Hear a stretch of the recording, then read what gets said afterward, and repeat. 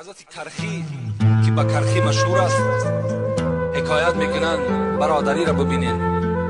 ما و شما باید که این مثال هایی که الحال برای شما میارم مثل اینها باشید. از بخیلی کردن قدر هیچ برادر مؤمن کم نمی شود، زیرا خدا میگوید تعز من تشاء و تذل من تشاء. خار میکنم کدام بنده ای را که میخواهم من خار میکنم و آبرو میبخشم هر بنده ای را که میخواهم من میکنم. هیچ کس نمیتواند این را کنه. فقط شما از حساب حسد و بخیلیتان نیکی هاتان از دست میتونید خلاص.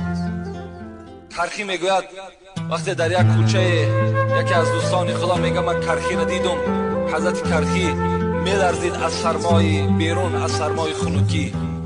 بر او گفتم کرخی شما لباس گرم دارید، چرا لباس گرم نمی پوشید؟